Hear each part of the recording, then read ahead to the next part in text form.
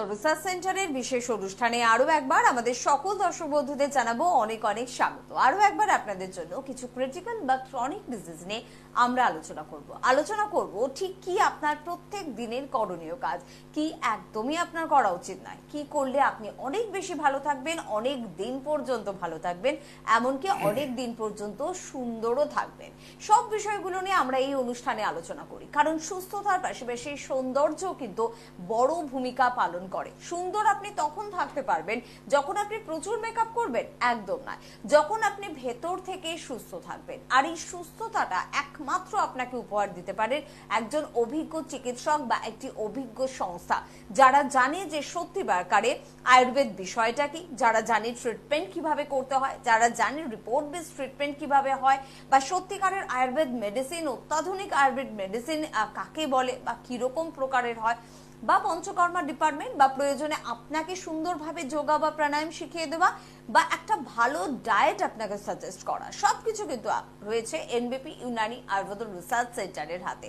আর সে কারণে ভারতবর্ষের যে কোনো প্রান্ত থেকে, এমনকি আমাদের প্রতিবেশী দেশ বাংলাদেশও এখন প্রচুর পেশেন্ট কিন্তু রয়েছে এনবিপি ইউনানি আয়ুর্বেদ রিসার্চ সেন্টারে, কারণ মানুষ ভরসা করে সততাকে। আর এই সততা সম্পূর্ণভাবে কিন্তু রয়েছে এনবিপি ইউনানি আয়ুর্বেদ রিসার্চ সেন্টারের চিকিৎসা পদ্ধতিতে। আজকে আমরা যে বিষয়টা নিয়ে আলোচনা করব, সে বিষয়টি আমাদের প্রত্যেকের বিষয়। আসলে ঈশ্বর আমাদের হাত, পা, নাক, মুখ অনেক কিছু দিয়েছে, গুরুত্বপূর্ণ বহু অর্গান দিয়েছে, এগুলো সব আমাদের আছে। আর যেটা দেয়নি সেটাও আমাদের আছে, সেটা হচ্ছে শারীরিক অসুস্থতা। তার মধ্যে অন্যতম, যেটা প্রত্যেকটি পরিবারের বেশিরভাগ মানুষের আছে, সেটা হচ্ছে পেটের সমস্যা। পেটের সমস্যা নিয়ে নাজেহাল আপনি। আর পেটের সমস্যা শুধু পেট পর্যন্ত কিন্তু সীমাবদ্ধ থাকে না, সেটি কিন্তু আরো অনেকগুলো সমস্যা তৈরি করে। তাই আজকে পেট সংক্রান্ত বিভিন্ন বিষয় নিয়ে আমরা আলোচনা করব, এবং অবশ্যই আমাদের সঙ্গে উপস্থিত রয়েছেন এনবিপি ইউনানি আয়ুর্বেদ রিসার্চ সেন্টারের মেডিকেল কনসালটেন্ট ডক্টর ভাদুরী। প্রথমেই তাকে জানাবো অনেক অনেক ধন্যবাদ এবং স্বাগত। এবং অবশ্যই আপনার থেকে এই বিষয়টা নিয়ে জানতে চাইবো যে যখন এমবিপিতে চেম্বারে এত পেশেন্টরা আসে, আমার মনে হয় তার একটা বড় শতাংশ বোধহয় পেটের সমস্যা থাকে, বা অন্য কোনো রোগ নিয়ে এসছে কিন্তু দেখা যায় তারও কিন্তু পেটের সমস্যা রয়েছে। আমরা তো অনেকেই বলি আমরা খাচ্ছি প্রত্যেক দিন, বাইরের খাবারও খাচ্ছি, বাড়ির খাবারও খাচ্ছি, খাওয়া দাওয়া যখন করছি তাহলে কেন পেটের সমস্যাটা এত তৈরি হচ্ছে? হ্যাঁ, দেখুন, আজকের দিনে দাঁড়িয়ে পেটের সমস্যা একটা বড় একটা কিন্তু ইস্যু তৈরি হয়ে গেছে। কারণ দেখা যাচ্ছে 90% লোকের কিন্তু বাড়িতে দেখা যায় এই যদি 4 জন থাকে, 4 জনের মধ্যে 3 জনেরই কিন্তু এই পেটের সমস্যা রয়েছে। এবার পেটের সমস্যা বলতে আমরা কোনগুলো বুঝি? হাইপার অ্যাসিডিটি, যেটা দেখা যায় যে অ্যাসিড হয়ে যাচ্ছে, আমরা বলি কিছু খেলেই যেন অ্যাসিড হয়ে যাচ্ছে, সহ্য হচ্ছে না, গলা জ্বালা করছে, এটা একটা আছে। তার সাথে সাথে দেখুন গ্যাসের একটা প্রবলেম আমরা শুনতে পাই, যে যারা আসছে তারা বলে যে আমার খুব গ্যাসের সমস্যা হয়, বুক পিঠ ধরে ব্যথা করে, এই ধরনের পেটের ব্যথা করে, এরকম ধরনের কিন্তু সমস্যাগুলো দেখা যায়। তারপরে জিইআরডি, যেটা একটা গ্যাস্ট্রো এসোফিজিয়াল রিফ্লেক্স ডিজিজ বলা হয়। সেটা মানে কি, যে আমাদের যে অ্যাসিডটা সেটা যেন মুখ দিয়ে বেরিয়ে আসতে চায়, পেটে অ্যাসিডটা তৈরি হয় কিন্তু দেখা যায় যেন ওপর দিয়ে চলে আসতে চাইছে। তারপরে তার সাথে কনস্টিপেশন আছে, তার সাথে আছে যে আমাদের যেটা ইরিটেবল বাউল সিনড্রোম বলে, ঠিক আছে, এইগুলো কিন্তু সবই কিন্তু রিলেটেড আমাদের যে পেটের সমস্যা নিয়ে। একদম অবশ্যই। তা আজকে আমরা ঠিক এই পেটের সমস্যা নিয়ে আপনাদের জন্য আলোচনা করব। পাশাপাশি আপনারা চাইলে অবশ্যই স্যারের সাথে কথা বলতে পারেন, তার জন্য টিভি স্ক্রিনে ফোন নাম্বার যাচ্ছে, আর এনবিপি ইউনানি আয়ুর্বেদ রিসার্চ সেন্টারের হেল্পলাইন নাম্বার যাচ্ছে। হেল্পলাইন নাম্বার দেখে কিন্তু অবশ্যই ফোন করবেন, কারণ আপনাদের জন্য একদম অনুষ্ঠানের প্রথম থেকে বলে দেবো যে 9147379394 বা 96 এই দুটি হেল্পলাইন নাম্বার আজ এনবিপি ইউনানি আয়ুর্বেদ রিসার্চ সেন্টারের হেল্পলাইন নাম্বার। যারা এই অনুষ্ঠান দেখছেন তারা কিন্তু এই নাম্বারে ফোন করে কিন্তু অবশ্যই আপনাদের কাছাকাছি সেন্টারে নাম নথিভুক্ত করার জন্য কিন্তু ফোন করবেন। পেটের সমস্যা নিয়ে কথা বলছি। মূলত আমাদের একটা সমস্যা হয় ওই যে কিছুই আমার হজম হচ্ছে না, জল খাচ্ছি তাতেও যেন আমার বদহজম হয়ে যাচ্ছে, কিছু আমি খেতে পারি না, বা সবসময় পেটটা খুব ফুলে আছে, বা আমার খিদে নেই একটা ভাব। এটা কেন তৈরি হচ্ছে? জন্মের পরে বা ছোটবেলায় তো এই সমস্যা ছিল না, হঠাৎ করে কেন হলো আমার এই সমস্যা? দেখুন, আমাদের আয়ুর্বেদা মতে প্রকৃতির একটা ব্যাপার আছে। প্রকৃতি বলতে ধরুন কারো হচ্ছে কেউ বাত প্রকৃতির, কেউ হচ্ছে আলাদা আলাদা প্রকৃতি যেগুলো আছে সেগুলোর ওপর জন্য। তো এই যে প্রকৃতির ব্যাপারটা যেটা রয়েছে তার উপর ডিপেন্ড করে কিন্তু আমাদের খাদ্য খাবারগুলো খেতে হয়। সেগুলো যদি আমরা মেনটেন না করি তাহলে দেখা যাবে যে আমাদের বাত কাপ পিত্ত তিনটেই তো আলাদা আলাদা রয়েছে, এই তিনটের মধ্যে যদি আমি ঠিকমতো আমার ওই সেই প্রকৃতি অনুযায়ী না খাদ্য খাবার খেয়ে থাকি তাহলেই দেখা যাবে আমার এই সমস্যাটা আসছে। এবার আমি কিভাবে বুঝবো যে আমি কি প্রকৃতির, সেটা একজন সাধারণ মানুষের পক্ষে বোঝা সম্ভব না, সেটা একজন ডাক্তারবাবুই বুঝিয়ে দিতে পারে বা সে বুঝে আপনাকে গাইড করতে পারে যে আপনার কি ধরনের খাদ্য খাবার খাওয়া উচিত।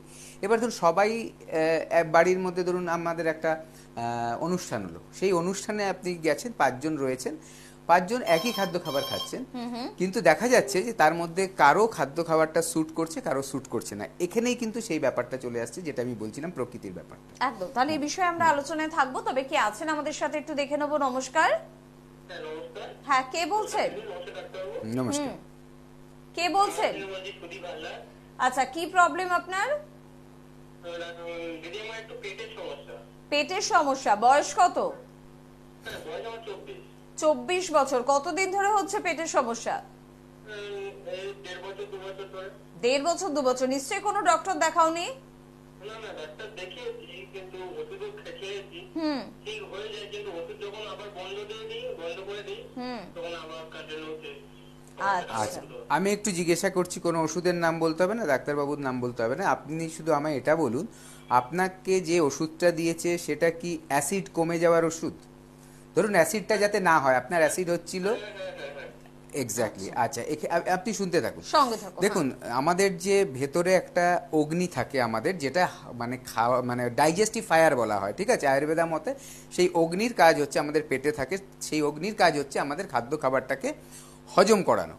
এইবার সেটা কিন্তু একটু অ্যাসিডিক নেচারে হতে পারে, কারণ আমার খাদ্য খাবারগুলো হজম করাতে গেলে সেটার প্রয়োজন আছে। এবার আমরা কি দেখি, ধরুন একটা কোথাও আগুন জ্বলে আছে, সেখানে যদি আমি জল ঢেলে দিই তাহলে কি হবে, যে সেই আগুনটা নিভে যাবে। তো আমাদের যখন খাদ্য খাবারগুলো খাচ্ছি দেখা যায় যে হয় আমি সঠিক খাদ্য খাবার খাচ্ছি না, যেটা বলছিলাম যে আমাদের টাইপ অনুযায়ী, বডি টাইপ অনুযায়ী খাদ্য খাবারগুলো খেতে হয়। যে 5 জন থাকলে 5 জনের মধ্যে সবাই একই ধরনের খাবার খেলো, কারো হজম হলো, ভালো হলো, কারো দেখা যাচ্ছে খুব অ্যাসিড হয়ে যাচ্ছে, গ্যাস হয়ে যাচ্ছে। কেন? কারণ আমি জানি না যে আমার কোনটা খাওয়া উচিত। তো এখানে যেহেতু ঠিক খাবারটা আমি খাচ্ছি না, তখন আমার কি হবে যে হয় অ্যাসিডের মাত্রাটা খুব বেড়ে যাবে, বা দেখা যাচ্ছে আমি খাদ্য খাবারের যখনই খেতে বসছি তার সাথে সাথে জল খাচ্ছি, তাহলে কি হবে আমার যতটা অ্যাসিড আমার খাদ্য খাবারটাকে হজম করতে পারে তার থেকে আমি সেটাকে কমিয়ে দিচ্ছি। এই মেডিসিন খেলেও কিন্তু এই যে অ্যাসিডটাকে যে কমাচ্ছে সেটাকে চাপা দিচ্ছে, এবং চাপা দেওয়ার ফলে কিন্তু ওটা আমার শরীর থেকে বেরাতে পারছে না। ওটা কিছুক্ষণ, যতক্ষণ আমার সেই ওষুধের এফেক্টটা থাকবে ততক্ষণ আমার অ্যাসিডটা আমি ফিল করব না বা অ্যাসিডটা বাড়বে না। যেই ওষুধের ক্ষমতা কমে গেল বা কার্যকরী এফেক্টটা নষ্ট হয়ে গেল, তখন দেখা যাবে যে আমার আবার যেন অ্যাসিডটা শুরু হয়ে যাচ্ছে। বা আমি যেই খাদ্য খাবারগুলো আগে খেয়েছিলাম, ওষুধ খেয়ে সেই খাবারটা খেলে আমার সহ্য হয়ে যাচ্ছে, যেই ওষুধটা বন্ধ করে সেই খাবারটা খাচ্ছি আবার প্রবলেম আসছে। তার মানে ওই খাদ্য খাবারটা আমার জন্য না, আমার অ্যাসিডটা রয়েই যাচ্ছে, ঠিক আছে। এখানে কিন্তু আমার কি দরকার, আমার শরীর থেকে সেই অ্যাসিডের মাত্রাটাকে কমিয়ে আনতে হবে। যদি দেখা যাচ্ছে আমি খেলে বেড়ে যাচ্ছে, আর আমার কি ফুড হ্যাবিটটা ঠিক রাখতে হবে, কি খেতে হবে কি খেতে হবে না, এবং কিভাবে খেতে হবে। যেটা আমি বললাম, মিনিমাম খাদ্য খাবার আধ ঘন্টা আগে জল খাওয়া বন্ধ করে দিতে হয়, আর খাবার কমপ্লিট হওয়ার আধ ঘন্টা বা 40 মিনিট পর থেকে আবার জল খাওয়াটা শুরু করতে হয়। কারণ সেই অগ্নি, যেটা আমি বলছি যে আমার ডাইজেস্টিভ ফায়ার যেটা বলছি, সেটার কিন্তু কর্মক্ষমতাটা নাহলে কমে যায়। তখন কি হবে, আমার হজম হবে না, সেখান থেকে কি হবে, গ্যাসের সৃষ্টি হতে পারে, কনস্টিপেশন সৃষ্টি হতে পারে, বা লুজ মোশন হতে পারে, অনেক কিছু হতে পারে। এই সবগুলো যাতে অ্যাভয়েড করা যায় তার জন্য কিন্তু প্রথম আমার এই নিয়মগুলো মেনে চলা উচিত। দ্বিতীয়ত, আমার এখন খুব সিভিয়ার কন্ডিশন হয়ে গেছে, আপনি 1.5 বছর ধরে এই ব্যাপারটায় ভুগছেন, তাহলে 1.5 বছরের মধ্যে আপনি যা যা করেছেন তার কোনো পার্মানেন্ট সলিউশন আপনি পাননি, তাহলে কিন্তু অবশ্যই আপনার কিন্তু দরকার আয়ুর্বেদিক চিকিৎসা। কারণ আয়ুর্বেদা মতেই কিন্তু এটাকে নির্মূল করা যায়। আপনার কিন্তু এই সম্পূর্ণভাবে আপনি কিন্তু সুস্থ হতে পারেন। অবশ্যই একটা কথা বলবো, এটাকে ফেলে রাখবেন না, আর দেরি করবেন না। আপনি আমাদের হেল্পলাইন নাম্বারগুলো যেগুলো বলে দেওয়া হচ্ছে, সেই হেল্পলাইন নাম্বারে আপনি কল করে এখনই অ্যাপয়েন্টমেন্ট নিন। আপনার কাছাকাছি আমাদের এনবিপির চেম্বার কোথায় বসছে, সেই এনবিপির চেম্বারে গিয়ে আপনি ডাক্তারবাবুকে দেখান। ডাক্তারবাবুদের সাথে কনসাল্ট করুন এবং আপনার যে সমস্যাটাকে এটা পার্মানেন্টলি সলিউশন করে নিন। একদম। তবে যখন পেটের সমস্যা নিয়ে আমরা কথা বলি তখন অনেকের একটা অভিযোগ থাকে যে ডাক্তারবাবু যেটা বলছেন সেটা আমি করবো কি করে, ডাক্তারবাবু বলছেন তাড়াতাড়ি খেয়ে শুয়ে পড়ো, সকালে তাড়াতাড়ি ঘুম থেকে ওঠো, কিন্তু আমার তো বেশিরভাগ নাইট ডিউটি থাকে। ডাক্তারবাবু বলছেন বাড়ির ভালো খাবার খাও, কিন্তু আপনি বলছেন আমি তো বাড়িতে থাকিই না, ফলে কত খাবার আমি ক্যারি করবো, আমাকে বাইরের খাবার তো খেতেই হবে। যখন আপনি এই প্রশ্নগুলো করছেন তখন অবশ্যই এনবিপির একটা দায়িত্ব আছে যে আপনাকে গাইড করার, আপনাকে কিছুটা ভালো অ্যাডভাইস দেওয়ার। ঠিক সেই বিষয়গুলো আসবো যে যাদের জানেন আপনারা যে জীবনের নিয়মের ছন্দপতন ঘটাচ্ছেন আপনারা, তাহলে কিভাবে আপনারা ভালো থাকতে পারবেন। তবে তার আগে দেখে নেবো কে আছেন। নমস্কার। হ্যালো হ্যালো, টিভির ভলিউমটা 0 করবেন। বলুন কে আছেন। নমস্কার। হ্যাঁ বলুন, কোথা থেকে ফোন করছেন? আমি সাগর থেকে ফোন করছি। আচ্ছা, কি প্রবলেম? আমি রাত্রিতে যাই খাই, সকালে প্রচুর গ্যাস হয়ে যায়, ঠিক আছে? আচ্ছা, এবার যে কোনো গ্যাসের ট্যাবলেট নিলে একটু সারাদিন ঠিক হয়ে যায়। গ্যাসের ট্যাবলেট খেলেই ঠিক হয়ে যায়, কিন্তু গ্যাস হয়ে যায় যাই খাই। মানে গ্যাস হয়ে যাচ্ছে মানে আপনার কি পেট ভার হয়ে থাকছে, পেট ফুলে যাচ্ছে এরকম, নাকি গলা জ্বালা করছে? গলা জ্বালা দেয়, বুক জ্বালা দেয়। ওটা হচ্ছে অ্যাসিডিটি হয়ে যাচ্ছে আপনার, ঠিক আছে? হ্যাঁ, আচ্ছা, আর কি সমস্যা আছে বলুন? টিভির ভলিউমটা 0 করতে হয়। আর কিছু প্রবলেম হচ্ছে? না, এটাই হয়। ওকে, আপনি টিভিতে আচ্ছা, শুনতে থাকুন। হ্যাঁ দেখুন, প্রথম কথা আমি যেটা বলছিলাম, খাদ্য খাবারের একটা নিয়ম মেনে খাওয়া উচিত এবং আয়ুর্বেদা মতে এটাই বলে যে আমাদের সূর্য যতক্ষণ আকাশে থাকবে ততক্ষণের মধ্যে কিন্তু আমাদের খাদ্য খাওয়াটা কমপ্লিট করা উচিত, সাধারণভাবে এটাই নিয়ম। কিন্তু আমাদের এখন যেহেতু কাজকর্মের ধরন আলাপ বদলে গেছে, লাইফস্টাইল চেঞ্জ হয়ে গেছে, তার জন্য সেটা আমাদের পক্ষে পুরোটা মেনটেন করা সম্ভব না। কিন্তু যতটা মেনটেন করা সম্ভব সেটাও কিন্তু আমরা আজকাল করছি না। আমরা ঘুম থেকে উঠে ঠিকঠাক মতো যদি ফ্রেশ হয়ে তারপরে আমরা একটা হালকা ব্রেকফাস্ট করলাম, তারপরে লাঞ্চটা ঠিক সময়ে খেলাম এবং রাত্রে একদম অনেক রাতে না খেয়ে মোটামুটি আমার কাজ শেষ হয়ে গেল তখন আমি খেয়ে নিলাম এবং তার 2-2.5 ঘন্টা পরে আমি ঘুমোতে গেলাম। অনেক রাত অবধি জেগে না থেকে ঠিক একটা ভালো টাইমে আমি ঘুমোলাম, আমি সকালবেলা আর্লি ঘুম থেকে উঠলাম। এটা যদি মেনটেন করা যায় এবং রাত্রের খাবারটা সবসময় হালকা খাবেন। একটা কথা আছে, বলে যে সকালের খাবার রাজার মতো খেতে বলে, দুপুরের খাবার প্রজার মতো এবং রাতের খাবার হচ্ছে ভিখারির মতো। এইটা একটা কথা, এটা কিন্তু আগে যে কথাগুলো প্রচলিত ছিল এগুলোর কিন্তু সবগুলোর একটা সায়েন্টিফিক ব্যাখ্যা আছে। সারাদিন কি হয়, আমাদের যে পেটের অগ্নিটা যেটা আমাদের খাদ্য খাওয়া হজম করায় সেটা অনেক স্ট্রং থাকে, পাওয়ারফুল থাকে, তার জন্য সেই টাইমে আমরা যা খাবো আমাদের হজম হয়ে যাবে। কিন্তু রাতের বেলা দেখবেন অনেক সময় আমরা এক একটা ঘটনা শুনি যে কেউ বিয়ে বাড়ি খেতে গেছে, খাসির মাংস দিয়ে খেয়েছে, রাত্রে হার্ট অ্যাটাক করে গেছে, পেট ব্যথা হয়ে গেছে, মারা গেছে, এরকম আমরা অনেক ঘটনা শুনতে পাই। এগুলোর কারণ হচ্ছে আমাদের কিন্তু পেটের সমস্যা একটা বড় কারণ, আমরা বুঝতে পারি না। কারণ আমরা হচ্ছি, দেখুন মানুষ অ্যাকচুয়ালি কিন্তু শাকাহারী। আজকাল আমরা ধরুন ননভেজও খাচ্ছি, কিন্তু সাধারণভাবে মানুষ শাকাহারী। এটা আপনি কিভাবে বুঝবেন, একটা উদাহরণ দিলেই বুঝবেন।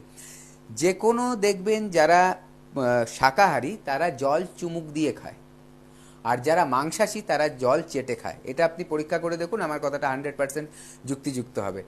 গরু, ছাগল, মানুষ সবাই জল চুমুক দিয়েই খায়, কেউ জল চেটে খায় না। কিন্তু আপনি দেখুন কুকুর, বেড়াল, কুকুর, বেড়াল, তারপরে বাঘ, সিংহ সব কিন্তু জল চেটে খায়। এটাই কিন্তু আমাদের মধ্যে তফাৎ। এবার ধরুন আপনি রাত্রে এই গুরুপাক খাবারগুলো যখন খেয়ে নিচ্ছেন, আপনার তখন স্বাভাবিকভাবে সেটা হজম হচ্ছে না এবং সেটারই সারা রাত যখন আপনি রেস্টে থাকছেন, পরের দিন সকালবেলা উঠে আপনার অ্যাসিডিটি হয়ে যাচ্ছে। তার জন্য এটা মাথায় রাখতে হবে, আমাদের খাদ্য খাবারের ধরনটা এবং সময়টা কিন্তু ঠিকভাবে মেনটেন করতে হবে। আর যারা অনেক দিন ধরে এটা ভুগছেন তারা আর ফেলে রাখবেন না, কারণ আপনারা কিন্তু এখন রোগগ্রস্ত হয়ে গেছেন অলরেডি। এটা আপনাদের মানে আর্লি স্টেজ না, তাহলে আপনার ওষুধ খেয়ে ঠিক রাখতে হতো না, হয়তো একদিন হতো। ডেইলি যখন আপনার ওষুধ খেতে হচ্ছে, ওষুধ খেলে ভালো থাকছেন, ওষুধ না খেলে আবার ওই প্রবলেমটা দেখা যাচ্ছে, তার মানে হচ্ছে আপনি এখন সেই রোগের আক্রান্ত হয়ে গেছেন, শিকার হয়ে গেছেন সেই হাইপার অ্যাসিডিটির, এই ধরনের প্রবলেমগুলো, গ্যাস, এগুলোর। তাহলে কি করতে হবে, আপনার কিন্তু অবশ্যই ডাক্তারবাবুদের পরামর্শ নিতে হবে এবং আয়ুর্বেদ মতে, তাহলেই কিন্তু আপনার শরীর থেকে এটা পার্মানেন্টলি কিওর করা যাবে। আয়ুর্বেদাতে এর কিন্তু নির্মূল করার ওষুধ আছে, পদ্ধতি আছে, সেগুলো যদি আপনি আমাদের ডাক্তারবাবুদের থেকে পরামর্শ করেন, এনবিপিতে আসছেন, ক্লিনিকে এসে আলোচনা করছেন, আপনার সব ডিটেলসটা ওনারা দেখে একদম আপনাকে সঠিকভাবে গাইড করতে পারবে যে আপনার কিভাবে চলাফেরা করতে হবে, কি খেতে হবে, কি ওষুধ খেলে আপনি সুস্থ হয়ে যাবেন, সেভাবেই কিন্তু আপনার ট্রিটমেন্টটা চলবে এবং আস্তে আস্তে কিছুদিনের মধ্যেই দেখবেন আপনি রিলিফ পেয়ে গেছেন এটার থেকে। একদম।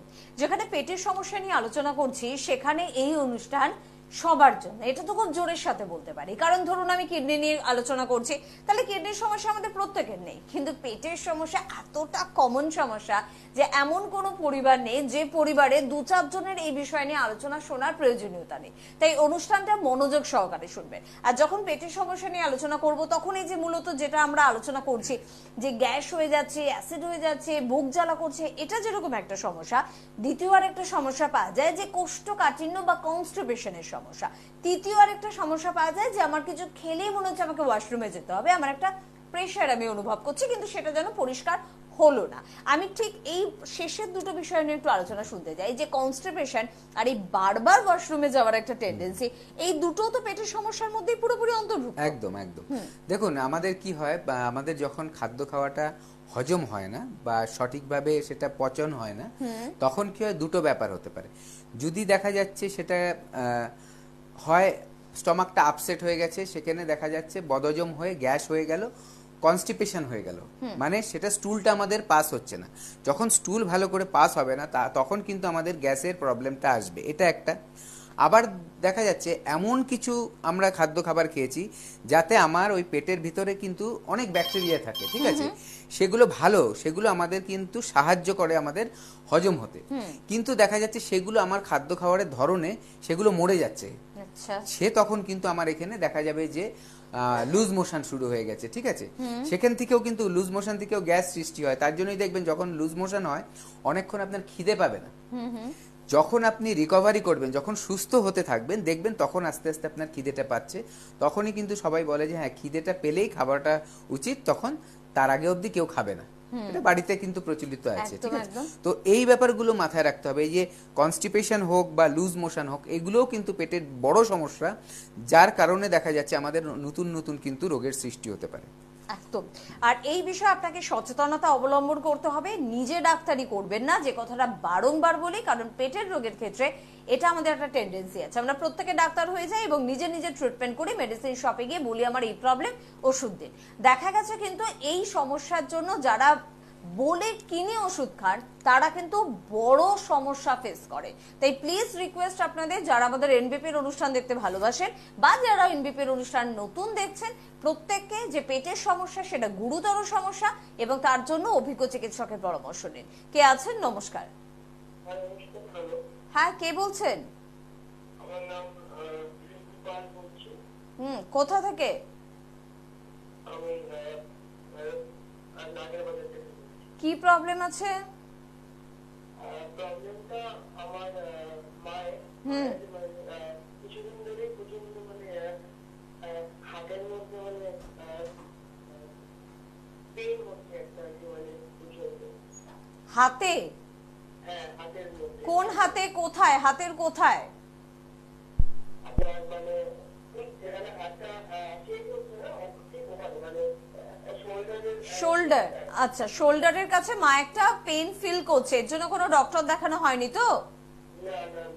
আচ্ছা, ওখানটা গরম হয়ে যাওয়া বা ফুলে যাওয়া এরকম কিছু হচ্ছে না, শুধু পেইন হচ্ছে? আচ্ছা, বেশ। না, মা কি হাত তুলতে গেলে অসুবিধা হচ্ছে না কোনো অসুবিধা হচ্ছে না?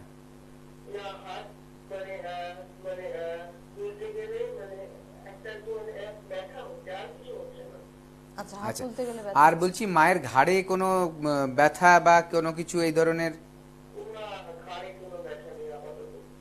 আচ্ছা, ঠিক আছে, শুনতে ওকে। দেখুন, এই ব্যথা অনেক রকম ভাবে হয়। আপনি যেটা শোল্ডার জয়েন্টের ব্যথা বলছেন, এটা অনেক কারণে হতে পারে। চোট আঘাত লাগার থেকেও হতে পারে, বা দেখা যায় অনেক সময় শোয়ার সমস্যা থেকেও হতে পারে, আবার কোনো বড় কারণ থেকেও হতে পারে, ঠিক আছে। এবার আপনি যেটা বলছেন যে হাত তুললেও ব্যথা নেই, সেখানে চোট লাগার চান্সেসটা কম আছে, অন্য কোনো কারণে ব্যথাটা হয়তো হচ্ছে। আবার এমনটাও দেখা যায় যে আপনি যেটা ভাবছেন শোল্ডার জয়েন্টে ব্যথা, হয়তো দেখা যাচ্ছে যে আপনার পিঠের দিক থেকে ব্যথাটা ছড়িয়ে গেছে, রেডিয়েট করে, তার জন্য ব্যথাটা ওখানে মনে হয় যে শোল্ডার জয়েন্টেও আছে, সেটা কিন্তু পেটের থেকেও আসতে পারে। ঠিক আছে, এরকম পেটের অনেক সমস্যা থেকে কিন্তু এরকম ব্যথার সৃষ্টি হয়, যেটা প্রথমেই বলছিলাম গ্যাস হয়ে যাওয়া। তো এটার জন্য কিন্তু আপনার আসতে হবে, ডাক্তারবাবুদের কাছে আসতে হবে, এসে দেখাতে হবে। ওভার ফোনে কিন্তু আপনাকে কোনো সাজেশন দেওয়া যাবে না যে আপনি এটা করুন বা ওটা করুন, কারণ প্রত্যেক ব্যক্তি আলাদা এবং তার রোগের কারণ এবং তার বডির যে টাইপ সেটাও কিন্তু আলাদা, তার জন্য তার চিকিৎসা পদ্ধতিও কিন্তু আলাদা হবে। আয়ুর্বেদা মতে যেটাই হোক, যে কারণেই ব্যথাটা হোক না কেন, সেটাকে কিন্তু নির্মূল করা সম্ভব। একটাই কথা বলবো, ফেলে রাখবেন না, যত ফেলে রাখবেন রোগটা বাড়বে এবং কষ্টটাও বেশি দিন ধরে কিন্তু ভুগতে হবে। তার জন্য একটাই কথা বলবো, হেল্পলাইন নাম্বারে কল করুন এবং মাকে নিয়ে আসুন। একদিন এসে আমাদের আপনার কাছাকাছি কোন চেম্বার রয়েছে এনবিপির, সেখানে এনে দেখান, দেখিয়ে ট্রিটমেন্টটা চালু করুন। একদম। আর আমাদের বন্ধুদের জন্য চট করে একটু বলে রাখবো যে কোথায় কোথায় চেম্বার রয়েছে, এটা কিন্তু ভীষণ গুরুত্বপূর্ণ। চট করে শুনে নেবেন এবং অবশ্যই মাথায় রাখবেন, যদি বুঝতে কোনো অসুবিধা হয় হেল্পলাইন নাম্বারে ফোন করবে। যারা নাম লেখাতে চাইছেন, অবশ্যই নাম তো লেখাতেই হবে নিজেকে ভালো রাখতে হলে, তাহলেও কিন্তু হেল্পলাইন নাম্বারে ফোন করবেন। হেল্পলাইন নাম্বার আমি বলছি, তার আগে বলবো সংস্থার ডিরেক্টর বি শর্মাকে আপনারা কিন্তু সোমবার করে মধ্যমগ্রাম চেম্বারে পাচ্ছেন, মঙ্গলবার শিবপুরে পাচ্ছেন, বুধবার করে কিন্তু ওনাকে পেয়ে যাচ্ছেন বালচিগুড়ি এবং শোভাবাজার চেম্বারে, বৃহস্পতিবার আপনারা দক্ষিণ 24 পরগনার বন্ধুরা আমতলা চেম্বারে পাচ্ছেন, শুক্রবার ওনাকে কিন্তু আপনারা পেয়ে যাচ্ছেন বেলুর চেম্বারে, শনিবার ওনাকে খিদিরপুরে পাচ্ছেন, রবিবার ল্যান্সটাউন চেম্বারে পাচ্ছেন। ম্যাডামকে অর্থাৎ ডক্টর এন ভট্টাচার্যকে আপনারা কিন্তু শুক্রবার করে পেয়ে যাচ্ছেন মধ্যমগ্রাম চেম্বারে, সোমবার বেলুরে পাচ্ছেন এবং মঙ্গলবার ল্যান্সটাউন চেম্বারে পাচ্ছেন। ডক্টর এস ঘোষাল, তাকে কিন্তু অবশ্যই আপনারা পেয়ে যাচ্ছেন বৃহস্পতিবার করে ল্যান্সটাউন চেম্বারে। এছাড়া অন্য কোন দিন কোন ডক্টরকে কলকাতা বা হাওড়া চেম্বারে পাচ্ছি, বিস্তারিত জানতে হলে হেল্পলাইন নাম্বারে ফোন করতে হবে। এবার চলে যাই জেলার কথায়। জেলাতে ডক্টর এন ভট্টাচার্য, তাকে কিন্তু আপনারা পেয়ে যাচ্ছেন মেচেদা, বর্ধমান, আসানসোল, বাঁকুড়া, দুর্গাপুর, বোলপুর, খড়গপুর, আগরতলা এবং জামশেদপুর চেম্বারে। ডক্টর এ হালদার, তাকে আপনারা হেরিয়ায় পাচ্ছেন, বহরমপুর অর্থাৎ মুর্শিদাবাদে পেয়ে যাচ্ছেন, কৃষ্ণনগর অর্থাৎ নদিয়ায় পেয়ে যাচ্ছেন, হলদিয়া এবং আরামবাগ চেম্বারে পাচ্ছেন। তার পাশাপাশি ডক্টর বি শর্মা এবং ডক্টর এ হালদারকে আপনারা একসাথে কিন্তু দিল্লিতে পাচ্ছেন। জানেন দিল্লিতে কিন্তু আমাদের চেম্বার রয়েছে। তার পাশাপাশি ডক্টর এস ঘোষালকে কলকাতা এবং হাওড়ার পাশাপাশি কিন্তু পেয়ে যাচ্ছেন নর্থ বেঙ্গলে। পুরো নর্থ বেঙ্গল জুড়ে কিন্তু ওনার চেম্বার রয়েছে, যেমন রায়গঞ্জ, শিলিগুড়ি, কোচবিহার, মালদা, শিলচর, গুয়াহাটিতে ওনাকে পেয়ে যাচ্ছেন। তার পাশাপাশি 28 জুলাই আপনারা কিন্তু নতুন চেম্বার ডিব্রুগড়ে পেয়ে যাচ্ছেন। আসামের বন্ধুদের জন্য সুখবর। এবং আরেকটি জায়গা থেকে দীর্ঘদিনের রিকোয়েস্ট ছিল, সেটা হচ্ছে গঙ্গারামপুর। যারা গঙ্গারামপুরের বন্ধুরা রয়েছেন বা গঙ্গারামপুর যদি মনে হয় যে অন্য স্থানের থেকে গঙ্গারামপুরের চেম্বারটি আপনার নিয়ারেস্ট হবে, তাহলে গঙ্গারামপুরের জন্য আপনারা নাম লেখাতে পারেন, যেটা জুলাই মাসের একেবারে মিডলে কিন্তু চেম্বার রয়েছে। বাংলাদেশের চেম্বার থাকে, এটা আপনারা জানেন, প্রত্যেক মাসের লাস্ট উইকে বাংলাদেশে কিন্তু থাকেন ডক্টর বি শর্মা এবং ডক্টর অয়ন হালদার। এবং সবকিছুর জন্য স্ক্রিনে দেওয়া নাম্বারে আপনাকে কিন্তু ফোন করতে হবে। এবার স্ক্রিনে দেওয়া নাম্বারগুলো একটু আপনাদের বলে রাখি, এই নাম্বারে কিন্তু ফোন করবেন। এই নাম্বারটি নোট করে রাখুন, 9147379394 আর 96, শেষে 94 or 96, এই দুটি নাম্বার আপনারা একটু নোট করুন বা ফোন করুন এখনই, এবং অবশ্যই কিন্তু নিজেদের নাম নথিভুক্ত করুন কাছাকাছি চেম্বারগুলোতে আসার জন্য। কে আছেন বলবেন। নমস্কার। নমস্কার। হ্যাঁ, কে বলছেন? ডক্টর বলছি করিমপুর থেকে। করিমপুর থেকে বলুন, কি প্রবলেম হচ্ছে? আমার হয়েছিল গলব্লাডার স্টোন হয়েছিল। 2 মাস হয়েছে অপারেশন করেছি। তো আমি এখন কি ডাক্তারবাবুর কাছে জানতে চাই যে কি ধরনের খাবার আমার জন্য পারফেক্ট হবে, বা খাবার সময়গুলো রাতের দিকে আচ্ছা, ধরনের খাবার খেলে আমার ভালো। গলব্লাডার স্টোন অপারেশনের পর কি আপনার গ্যাস বা অ্যাসিডিটির একটা সমস্যা ফিল করছেন?